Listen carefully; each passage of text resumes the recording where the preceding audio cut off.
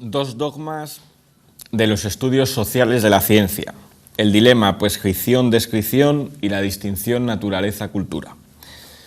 Abordamos en esta cuarta y última clase el estudio del último de los principios de la sociología del conocimiento científico, y con ello recogemos la cosecha, como si dijéramos, de las clases anteriores, intentando señalar lo que a mi juicio son los dos dogmas fundamentales que contaminan la práctica sociológica de la ciencia. Comienzo, por tanto, analizando, eso sí, ese último principio que he dejado colgando de la sociología del conocimiento científico después de haber analizado el principio del constructivismo social y el principio del relativismo. Pues bien, ese estudio, ese principio es el del naturalismo. Ya les dije en su momento que ese consistía en que para los sociólogos de la ciencia la actividad científica es una actividad susceptible de estudio con las mismas herramientas con que la ciencia estudia pues, la naturaleza o la historia u otras actividades sociales. Dicho de otra manera, que es posible realizar una ciencia de la ciencia. Ahora bien, lo que sucede es que los sociólogos, curiosamente, cuando defienden esta ciencia de la ciencia, lo que están defendiendo de facto es una sociología de la ciencia. Pero ¿por qué no hacer psicología de la ciencia o historia de la ciencia simplemente, o lógica de la ciencia, como hacían los positivistas? De hecho, esta multiplicidad, eso es lo que apunta a la necesidad de la gnoseología, de que hay, como si dijéramos, una multiplicidad de enfoques categoriales de los cuales rebasan diversas ideas, y eso es necesario, eso pide o hace necesario saltar más allá del plano científico. De hecho, es una de las acusaciones que se les ha hecho habitualmente. Si se hace una sociología de la ciencia, hay una circularidad implícita. Si se hace ciencia de la ciencia, también habría que estudiar, hacer una sociología de la sociología, que es un poco lo que apunta, lo que ya he mencionado en la última clase, la tesis de reflexividad. Pero es que, curiosamente, ese proyecto de una sociología de la sociología acaba reducido al absurdo. Por lo tanto, curiosamente, este principio del naturalismo, que de lo que nos debe llamar la atención es que cuando ellos hablan de la posibilidad de una ciencia de la ciencia, dan implícitamente, por supuesto, que esa ciencia que hay que tomar como parámetro es la sociología. Pero ¿por qué no la psicología? ¿O por qué no hacer, ahora que se está poniendo tan de moda, una economía de la ciencia y se estudia en términos económicos la actividad científica, etcétera, etcétera? Es decir, eso también ellos tendrían que darlo por válido. Y si dan su libertad o dan su parte de razón a esas otras ciencias, de nuevo van a tener que reconocer la necesidad de un proyecto gnoseológico que desborde esos proyectos parciales y categoriales de esos enfoques, que por supuesto pueden tener su virtualidad. Con ello, esto me lleva a analizar el primer dogma que podemos señalar en la sociología del conocimiento científico. Ese dogma es el dilema prescripción-descripción. Hay que cruzar este dilema, el de la prescripción y la descripción en ciencia, con el dilema filosofía y sociología de la ciencia. Para los sociólogos, la filosofía de la ciencia del siglo XX ha sido fundamentalmente normativa. Ha querido darle normas a los científicos sobre cómo tenían que actuar. Por ellos, sin embargo, se declaran puramente descripcionistas, en el sentido de renunciamos a deciros lo que tenéis que hacer, nos limitamos a describir vuestra faena diaria, vuestra actividad, vuestros quehaceres. Y entonces señalan, si la gnoseología y la filosofía de la ciencia reconoce que no sirve de nada su aspecto prescriptivo y solamente quiere hacer una descripción de la ciencia, ¿qué mejor que asumir otro enfoque? Es mejor un enfoque histórico o un enfoque sociológico para hacer esa descripción. Esa es la forma de argumentar que tienen los sociólogos para llevar el agua a su molino. El problema es que ellos han usado interesadamente esta distinción. Me intento explicar. La sociología del conocimiento científico niega normas a la ciencia, pero curiosamente ella misma se las da en el programa fuerte. Son las 4 normas que hemos señalado antes: David Burr, en 1976, en su libro Conocimiento e Imaginario Social, dice: normas para hacer la sociología del conocimiento científico: causalidad, imparcialidad, simetría y reflexividad. Es decir, están negando a la actividad científica normas y, sin embargo, ellos mismos se las están dando para hacer su actividad científica. O dicho de otra manera, están poniendo el carro delante de los bueyes. Es más, se les podría contraatacar. ¿Por qué os dais las normas antes de hacer vuestro estudio sociológico? Es decir, estáis pues suponiendo lo que es la ciencia para hacer esa ciencia de la ciencia. Ellos consideran que todos estos argumentos y acusaciones de circularidad son meramente retóricos y no se los han tomado en serio, pero a mi juicio son bastante importantes. Pero es más, he dicho que ellos hacen un uso interesado de la distinción prescripción, descripción. La razón de que hagan este uso interesado es el siguiente. Fíjense, ellos en el fondo no se limitan a describir, también dan normas a los científicos, también están haciendo en el fondo prescripciones. ¿Pero de qué tipo?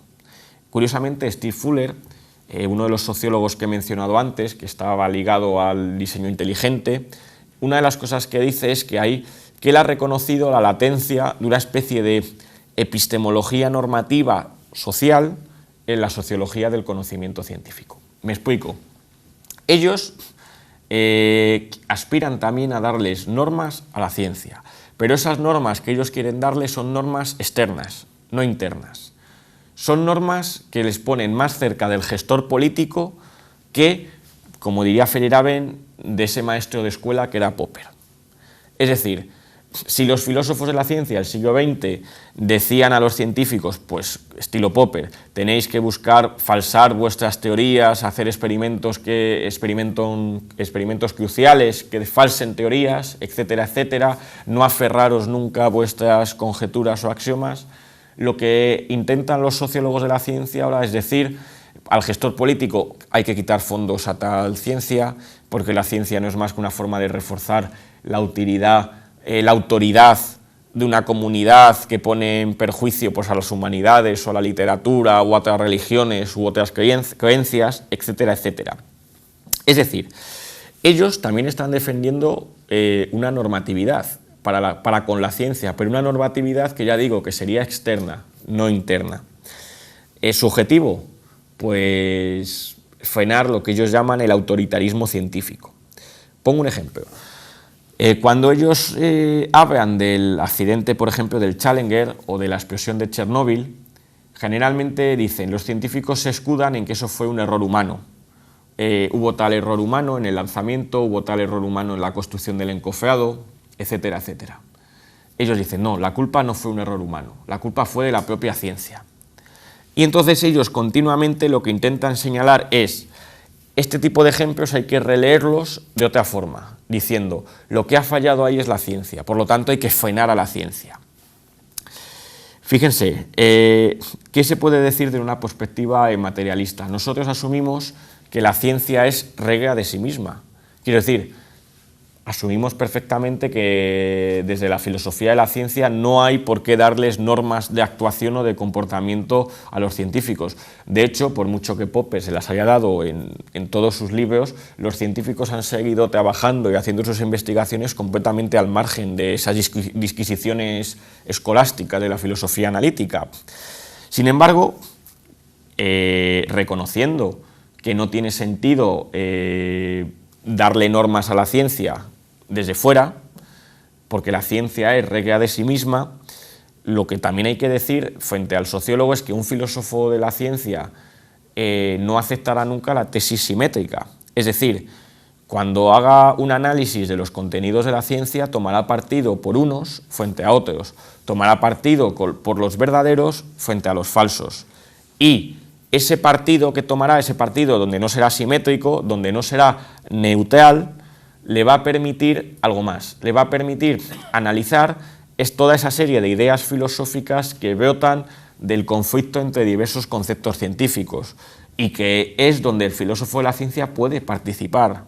pues los debates sobre la teoría del todo, sobre la aplicación de la teoría del caos a disciplinas delirantes como la gestión empresarial o la psicología, cuestiones de bioética, cuestiones relacionadas con el creacionismo y el diseño inteligente, etcétera, etcétera. Es aquí sí donde el filósofo de la ciencia puede intervenir, pero fíjense, cuando aquí interviene no está interviniendo en la ciencia, está interviniendo en esa superestructura que se ha construido alrededor de ella.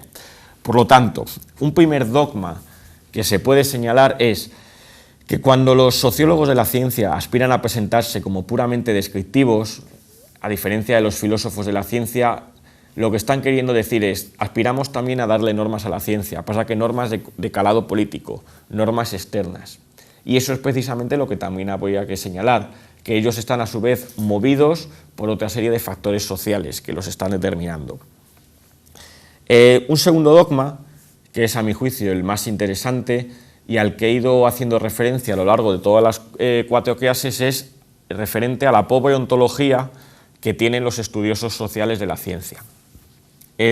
Por decirlo con una pregunta, ¿cómo puede llamarse posmoderno un movimiento, el movimiento de los estudios sociales de la ciencia, el movimiento de la sociología del conocimiento científico, cuando está arraigado en una distinción tan tradicional como es la distinción naturaleza-cultura?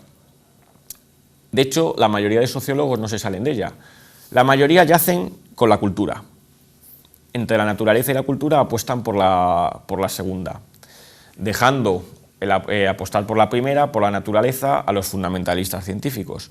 Y solamente unos pocos, mejor dicho, con la notable excepción de Latour, quien es consciente de que hay que salirse de ese marco, la mayoría no han sido capaces de dar un paso más allá. Lo que he intentado mostrarles a lo largo de estas clases era lo siguiente, y es que la física y la química, por ejemplo, a través de ciertos laboratorios artificiosos, en los cuales, pues, por ejemplo, en un laboratorio no hallamos por ningún lado a la naturaleza.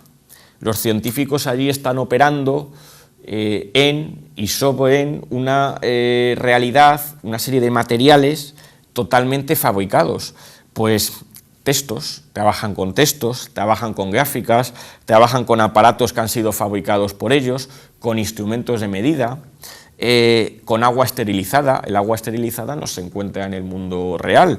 También les ves trabajar con reactivos purificados que tampoco se encuentran en el mundo real, que requieren una industria detrás. Y también, por ejemplo, trabajan con plantas o ratas que han sido criadas selectivamente, que no son las ratas de alcantarilla que uno se puede encontrar habitualmente, o las plantas que uno encuentra en el campo. Quiero decir, hay que reconocer que los científicos trabajan efectivamente en un mundo muy extraño, que no tiene que ver con la naturaleza. Correcto, en eso tienen razón los estudiosos de laboratorio, pero cuando en ese tipo de trabajos y de operaciones los científicos son capaces de encontrar estructuras objetivas, de a partir de operaciones sobre términos lograr establecer relaciones, esas relaciones ya no pueden seguir llamándose culturales, por mucho que hayan crecido en un medio profundamente cultural y por tanto orientado por la impronta social, que es la que ha determinado pues, el conjunto de aparatos, de sustancias que están accesibles en la época. No puede seguir llamándose, ya digo, cultural. ¿Por qué? Porque ha rebasado ese plano. ¿En qué sentido? Pues que estos productos que aparecen en los laboratorios, he hablado antes, por ejemplo, del plutonio 239, un elemento inexistente en la naturaleza, pero un producto que es objetivo por cuanto, primero, es material y es construido con independencia de los deseos de los físicos nucleares, porque la materia con la que estaban operando, ese uranio enriquecido que han bombardeado con neutrones, se resiste, tiene una serie de líneas morfológicas que hacen que cuando se disgrega, cuando se fisiona, de plutonio y, por ejemplo, no de plomo directamente, sino que de una serie de compuestos sí y otros no. Son, por tanto, una serie de estructuras objetivas que son de una tercera clase que está más allá, ya digo, de la naturaleza, porque en el laboratorio no encontramos a la naturaleza prácticamente por ningún lado, pero también más allá de la cultura. Son, nosotros diríamos, ese tercer género de materialidad. Algunos ejemplos clásicos para abundar más en la cuestión, Pues los famosos números naturales. Los números naturales, llamados así, números naturales, de naturales tienen poco. Quiero decir, los números naturales no aparecen en la naturaleza por ningún sitio.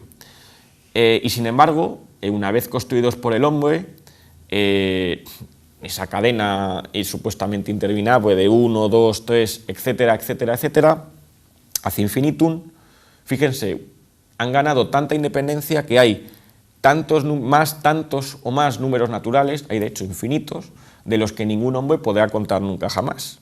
Lo cual ya da una muestra de cómo ese producto típicamente humano, ese tipo de grafías y esa regla de composición de esas grafías, adquiere una independencia total de los sujetos que los fabricaron, en el sentido de que hay más números naturales de los que uno nunca podrá llegar a contar. O, sin ir tan lejos, me puedo fijar en el tecnecio. El tecnecio es un elemento de la tabla periódica. Tecnecio quiere decir, curiosamente, artificial, literalmente. Fue el primer elemento sintético que se descubrió en la tabla periódica. Es muy interesante. Mendeleev, cuando establece su famoso teorema, que es como si dijéramos el que cierra la química clásica, una química clásica que luego saltaría por los aires con la física cuántica, impresionaría, podemos decir, la tabla periódica reventaría desde dentro, en el momento en el cual es posible ya transformar por medio de las reacciones nucleares unos elementos químicos en otro, por lo tanto ya no eran elementales. Es interesante que el tecnecio fue el primer elemento sintético, era el famoso elemento 43 que predijo Mendeleev. Mendeleev, en el puesto 43 de la tabla periódica, dejó un hueco para un elemento del que, estudiando sus características, peso atómico, etcétera, predijo una serie de características. Sin embargo, ese elemento durante años, durante prácticamente algo más, creo que son casi un siglo, 60 años, prácticamente no se encontró. Y realizando ya reacciones nucleares, es decir, con la física nuclear ya en marcha, ese tipo de cursos operatorios ya en marcha, en los años 30, en Italia, Emilio Segre estaba realizando, bombardeando diversos elementos químicos mediante neutrones para ver qué productos se producían. Pues bien, en reacciones en el ciclotrón que él tenía en Italia con uranio, encontró un subproducto que aparecía pegado a las paredes del ciclotrón muy extraño. Extraño porque no era ninguno de los elementos clásicos, no era bario, que era el que se había encontrado en las primeras reacciones de fisión, etc. Este elemento empezaron a estudiar sus propiedades, entre ellos ahora había aparatos que permitían determinar el peso atómico, el espectrógrafo de masas, muy rápidamente, y encuentran que es el famoso elemento 43 predicho por Mendeleev.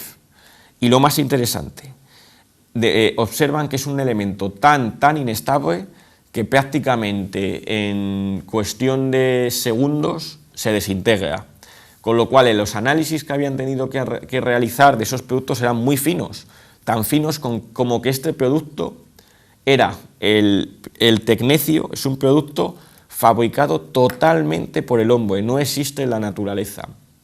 Fíjense ahí, una construcción material y que a partir de ahí es social. Habían ampliado, como si dijéramos, el mundo químico se había ampliado en 1937 con el descubrimiento de Segre, gracias al tecnecio. De hecho, de entonces a esta parte se han producido varias toneladas, se calcula que se deben haber producido varias toneladas. Generalmente tiene fines industriales, pues para energía nuclear y fines médicos. Se usa también pues, en diversos contrastes a la hora de hacer escáneres y tal, pues en algunos también se usa el tecnecio o se usa para generar otro tipo de contrastes. Pues fíjense, si estos productos naturales, creo haber mostrado que no son, con lo cual dentro de este dilema que ya digo que marca los estudios sociales de la ciencia y que hay que desbordar, el tecnecio no puede ser natural. Ahora bien, ¿se podría decir que es cultural? ¿De qué cultura? Pues es difícil responder. La única respuesta que se podría decir es que es de la cultura de los físicos nucleares, pero es que esa respuesta es una respuesta circular, porque hablar de la cultura de los físicos nucleares es en cierto modo decir que es un producto de la propia ciencia, no es decir nada. Abundaré en este segundo apartado, con la cultura, fijándonos en el teorema de Pitágoras. El teorema de Pitágoras sigue siendo verdad 2500 años después. Es un elemento que se ha desprendido tanto de la cultura griega como de la cultura árabe medieval, de la cultura cristiana. Prácticamente de todas las culturas han llegado a establecer las relaciones del teorema de Pitágoras. Ahora bien, si es un contenido que es válido para todas las culturas, ¿se puede decir que es cultural? Pues no, porque es que se ha desprendido de todas. Algo muy similar a lo del tecnecio. Este elemento sería válido, el tecnecio, cualquier otra cultura, los indios, que son excelentes matemáticos y físicos, si con el aparato y los dispositivos experimentales adecuados serían capaces de obtener tecnecio. No es una cosa que dependa únicamente de nuestra cultura. Por lo tanto, fíjense, productos como los números naturales, el teorema de Pitágoras, por cierto, el teorema de Pitágoras que tampoco es natural, porque en la naturaleza no hay triángulos rectángulos. Triángulos rectángulos solamente hay en nuestro papel y en nuestra pizarra. O las relaciones que llevan al descubrimiento del tecnecio y o del plutonio 239 o de las tierras raras de la tabla periódica. Todos esos elementos desbordan ese marco de la naturaleza y la cultura. Ni son naturales, porque dependen de ese factor constructivo humano, ni son culturales, porque al mismo tiempo han quedado desprendidos totalmente de esa cultura que les da origen. ¿De qué son? Pues son, ya digo, de esa tercera clase que necesariamente exige recuperar ese tercer género de materialidad, esas esencias o estructuras objetivas, que pide desbordar el marco de los sociólogos del conocimiento científico. Habiendo señalado esto, ¿qué me queda por decir? Pues me queda por decir que quizás, para acabar, que sí que hay un futuro para la gnoseología, que ese futuro pasa, frente al científico natural, por frenar el cientifismo imperante, el frenar el fundamentalismo científico. Y frente al científico social y sus amigos posmodernos, partidarios de ese relativismo anticientífico que había en su momento que filiar como que está heredado de Rousseau, que yo creo que es el verdadero germen Rousseau de todo este tipo de pensamiento que ve las ciencias como algo directamente negativo, pues habría que, frente a ellos, solventar, como si dijéramos, la bancarrota de la racionalidad. Y lo que he intentado mostrar es que, fíjense, el estudio de la sociología de la ciencia lo que muestra es que la ontología está más viva que nunca.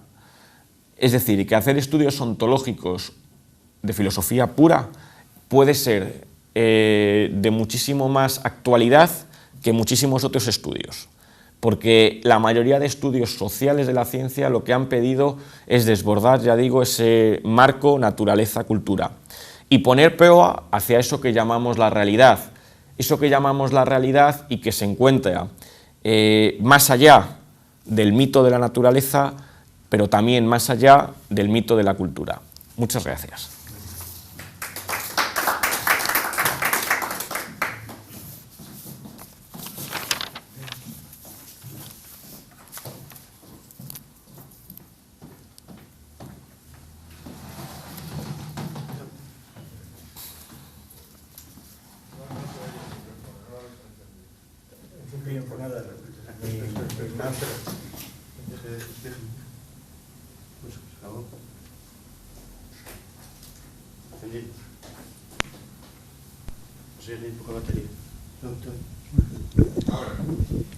No, que mi felicitación más calurosa, ¿no?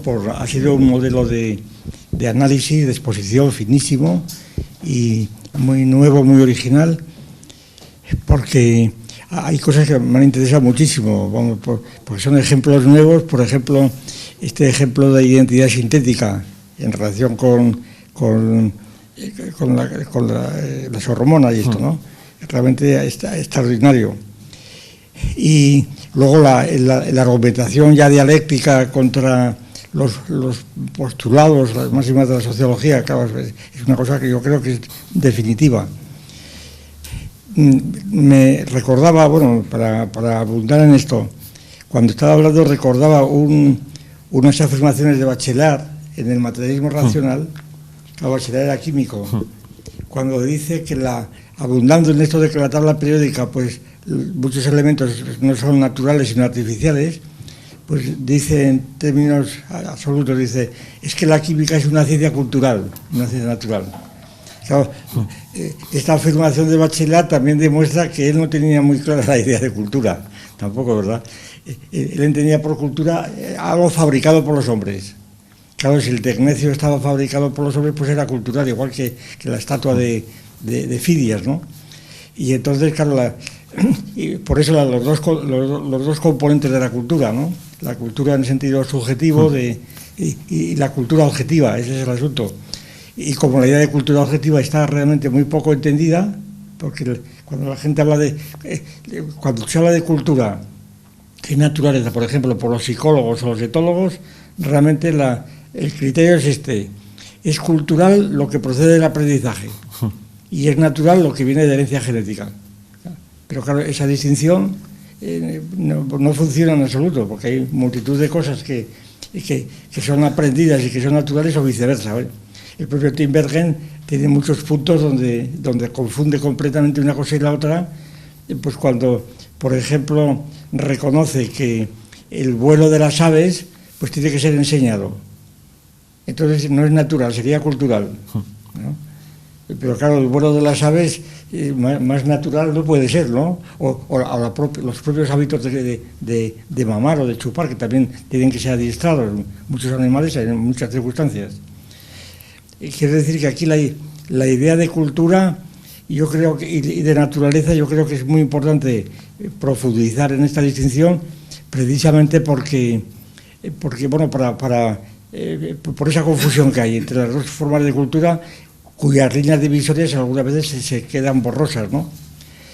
Pero yo creo que en el fondo de esta cuestión, que es un poco lo que hablábamos ayer, me parece, en el fondo de esta cuestión de naturaleza y de cultura, yo me estoy acordando del ejemplo de Bachelard, ¿no? De que absolutamente todo, que yo me recuerdo en alguna ocasión, no me acuerdo, quizá en aquella exposición de la teoría del cierre primera en la Magdalena de Santander, los años 75, así, que yo hablando de Bachelard, me parece que entonces, pero no estoy seguro, comparaba la artificiosidad de los elementos químicos con el re que daba un órgano, ¿verdad? Que era cosa completamente, claro.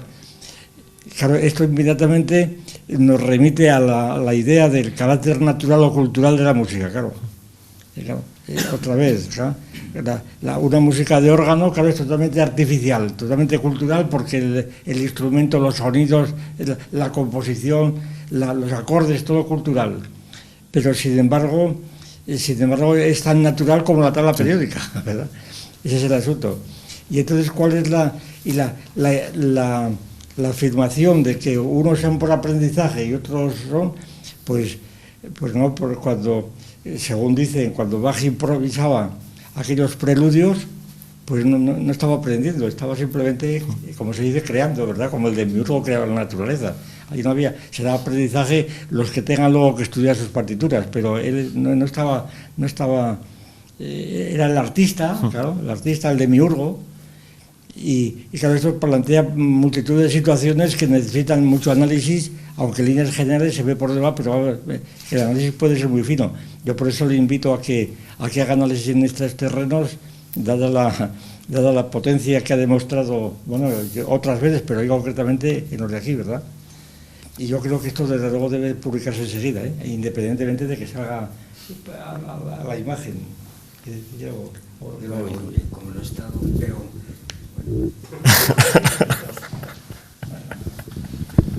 Yo quería hacer una pregunta.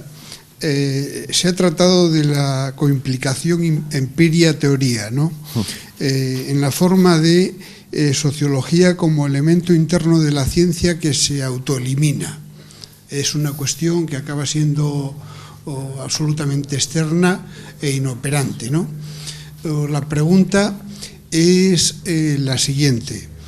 Si las ciencias prácticas, sociología, etcétera, en un sentido utilitarista, en posiciones que pueden ser más o menos débiles o más o menos extremas,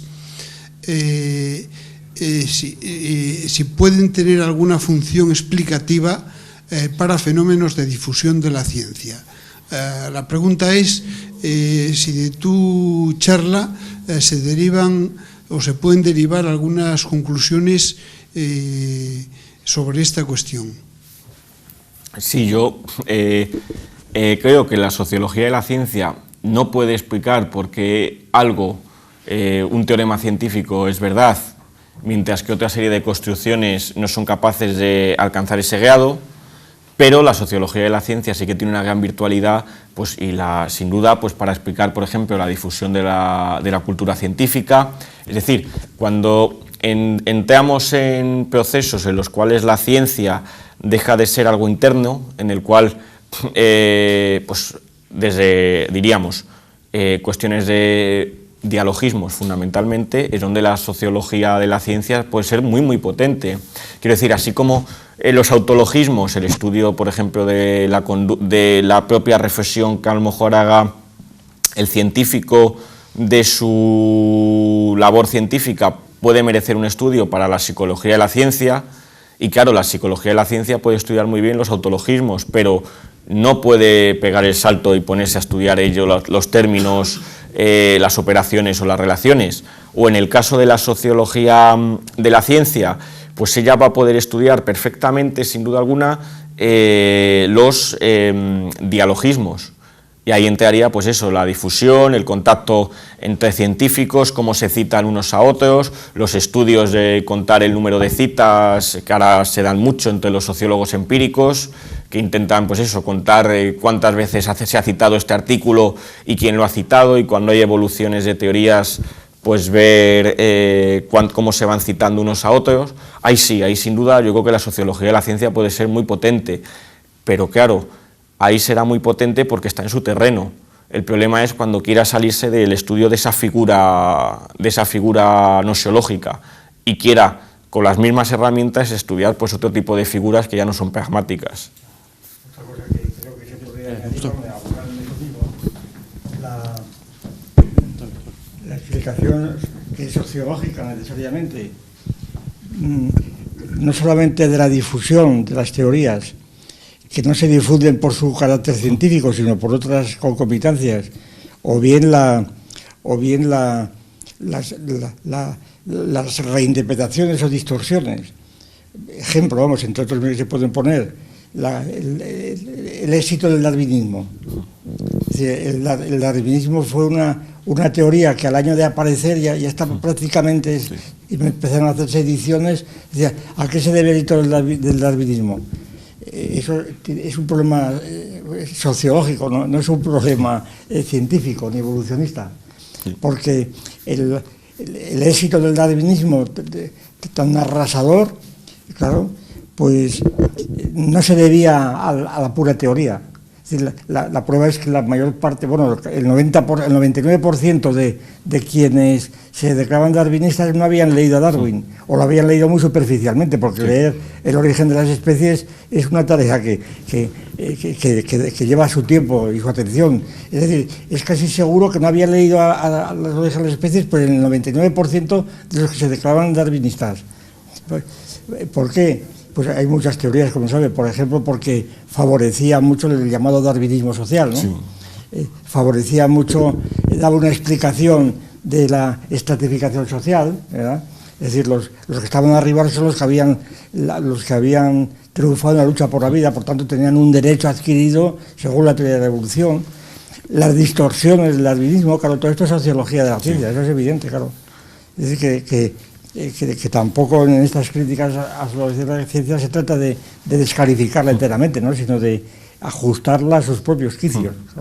Sí, no, yo creo que ahí, claro, en ese tipo de problemas están a su propia escala, la escala en la cual debería estar la sociología, pues sí, sin duda, pues explicando la conexión eso entre el darwinismo con el darwinismo social, o también con el auge en ese momento del capitalismo que podría tener, porque pues el empresario emprendedor que va en un ecosistema, va superando pruebas de supervivencia a su empresa, y eso le va haciendo supuestamente el más apto o el mejor. Ahí, claro, hay una serie de paralelismos que van... El paralelismo con el evolucionismo antropológico también. Sí. Ah, bueno, sí, sí, claro. Con el evolucionismo en lugar del difusionismo.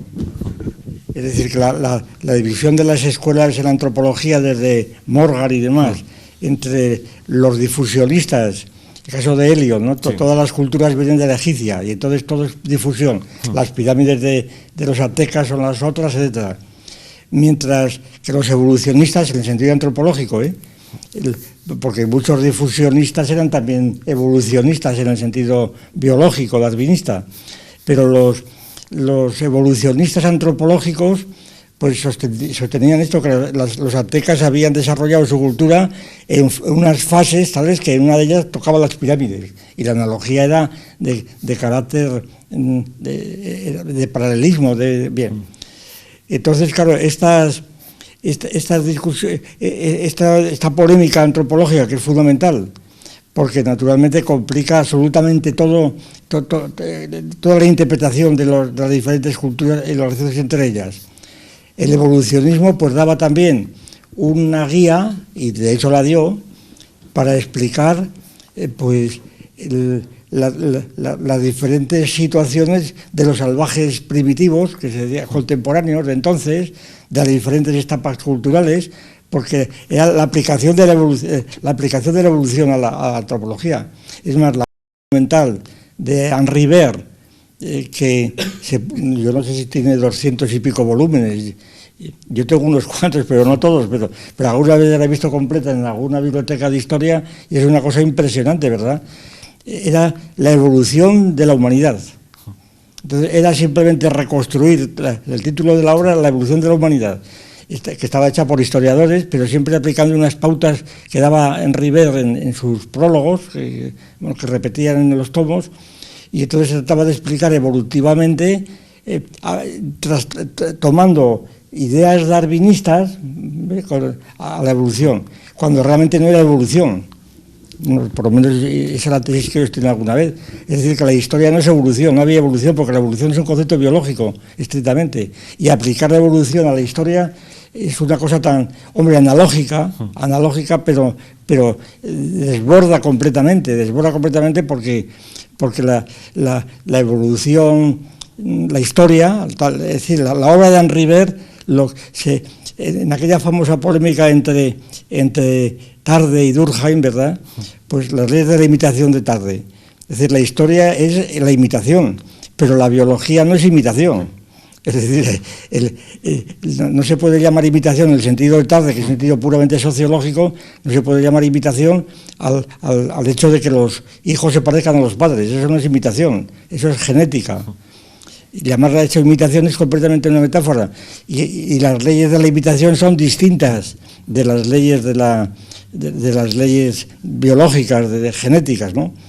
Y sin embargo, esto sigue siendo, esto es tan arraigado que se habla constantemente de la evolución de los estilos musicales, la evolución del arte, la evolución de la arquitectura.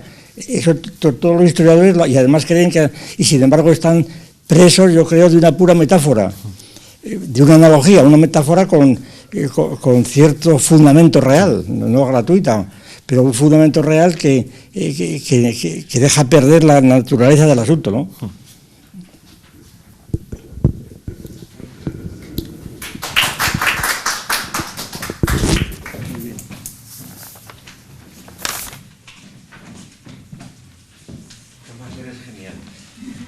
El programa lo habíamos cambiado hace 4 meses y sigues con el programa de hace 4 meses. Yo pensé que estaba acá. Pero bueno, que ya no sé.